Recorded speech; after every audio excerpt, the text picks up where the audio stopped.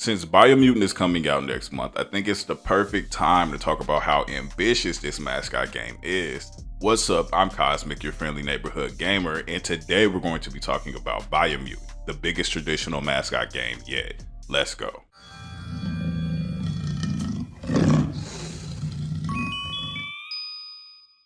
Now, for those who don't know what a Mascot game is, I don't blame you. But from Microsoft's Master Chief all the way to Nintendo's Mario, Mascot games still do exist outside of Crash and other classic remakes. But traditional Mascot games usually sport a humanoid animal like Mascot. Clammy Sosa, part of the entertainment act today, the Superstars.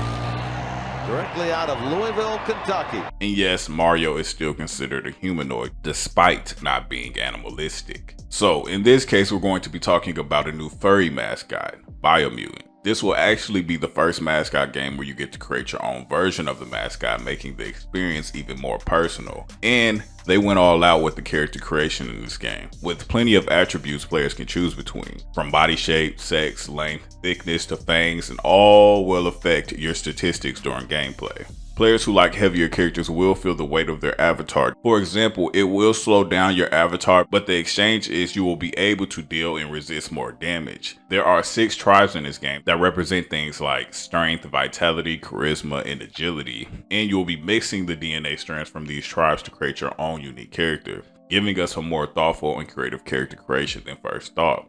To the point that if you invest in charisma or intellect, your character's head will actually grow and your avatar will have big brain energy, literally unlocking its psychic capabilities. Speaking of unlocked, you will not be locked out of editing your DNA strands, with players being able to what they call recode once players have reached a certain amount of progress. There are classes in the game, but only 2 of them have been revealed officially. One by the game's creative director, Stefan L., who mentioned a class called Psy-Freak, which could grant players X-Men style abilities. He uses a mage character in a traditional RPG as an example, which is kind of hard to really figure out, especially since it's called Psy-Freak, like the Japanese weapon Psy.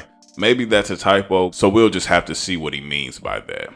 The other class was revealed not too long ago in the trailer that dropped 2 weeks ago, and that class is the Mercenary class. I think this is a top tier class because you will be able to start the game off with it as a pre-order bonus. It's described to offer a unique combination of perks. It has dual wield as a starting ability and is geared up with a classic katana and a shorter traditional Japanese blade as well. And your appearance would be closer to a samurai, which seems like the class that they were showing off in early gameplay footage. The combat will lean more towards a combination of close-up and long-range attacks. You will also be able to find parts throughout the world and combine them to make new weapons. And through different combinations, you can end up with a cryogenic weapon or even electrical type weapons. And you will also have the ability to combine the powers of these weapons by switching between them during combat. So it's a super high action game, and your mascot is going to need to be able to dodge as well. A cool thing that I didn't know is you will be able to learn new moves by interacting with specific NPCs in each area. They say most moves are based on weapons and will probably need to be crafted as well.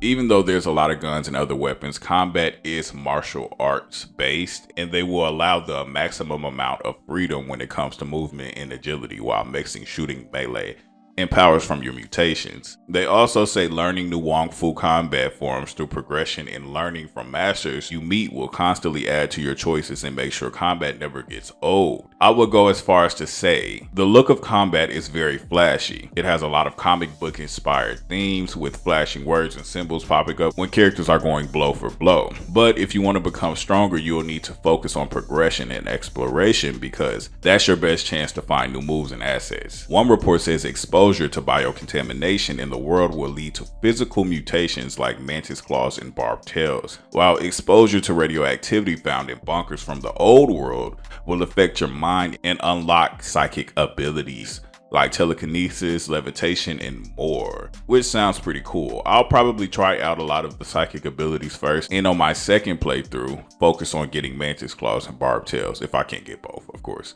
I do like the fact that they didn't really hold back, because you will also be able to find biomechanical body parts such as robotic legs, wings, and claws for various advantages against certain enemies. And you won't be able to reach certain areas without some of these parts, or vehicles such as air balloons and jet skis. This will be the only way to venture deeper into areas and explore new places. And the vehicles you use won't be limited to those areas either. You'll be able to explore the world with air balloons, skis, and different mechs as you wish. But be careful, because some areas will kill you, like in the death zone, where you have limited oxygen available and you can only get through the area by wearing a gas mask or an oxygen container.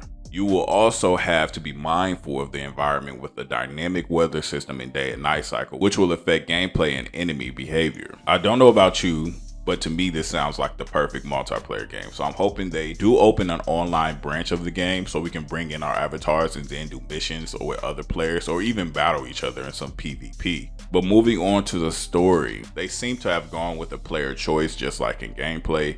It will have branching storylines where the decisions made by the player will decide how everything progresses. The story is described as this: the world of Biomutant is struck by a natural disaster as poisonous oil comes up from beneath the surface and pollutes the Tree of Life. The Tree of Life has 5 roots, through which it gives life to the whole world. In order to save the Tree of Life, players need to go to the end of each root, where aside from the oil, a creature is destroying the root by gnawing at it. There are also 6 tribes split from the original enclave. 3 of them want to heal the Tree of Life, while 3 others plan to do things their own way. They also say each tribe can be influenced through the karma system. The player can ally with the tribe and eliminate other tribes in order to grow the power of the allied tribe in the world, although the player can also decide on the Tree of Life's fate without having to murder any of these tribes if they want. So this game, as cute as the avatars may be, seems to be pretty brutal in its approach. Killing off entire tribes is nothing to start at, but it's pretty engaging since you don't even have to kill any tribes in this game. Now, there is not one Mascot game in the history of gaming that gives you even half of these options you get in this one. I've seen a lot of gameplay and heard a lot of talk about this game, and I haven't really been disappointed with anything. It's been a completely different experience in the gaming world since its reveal. Despite not making big headlines, a lot of people are really excited for this game, and I think since it's so different, a lot of people don't know how to take it, and they're just kind of waiting for it to release to see players' reactions to it. And I'm definitely going to be one of those players to play Biomutant. It seems like all around fun. They've worked very hard, and believe it or not, this is actually a very small team. Yes, the publisher is Thq Nordic, which we do know, but the developers are Experiment 101, which is a very small team that was acquired by Thq Nordic in 2017. And this is basically their first big game that is going to, if they do well, get their foot in the door and they'll be able to make a name for themselves. They are a Swedish game development team and have key members on the team that was behind Mad Max and the Just Cause series. So traditional, non-traditional games that seems more closer to the older games from the early 2000s and 90s. That's kind of their style. So a Mascot game is perfect for them. And I think this is going to be an awesome game. It doesn't seem like it's glitchy. It only looks better and better the more they show it to us. But I just want to take the moment to thank all of my subscribers. I've gotten more subscribers from the last 2 videos I made. Thank you. I've gotten some messages. Thank you for the feedback on Instagram. And just thank you for the likes. A couple of clicks can go a long way. I will always appreciate your support. And if you didn't know, I'm Cosmic, aka the Cosmic Anomaly. Thanks for your time. You've been great. And stay creative. Peace.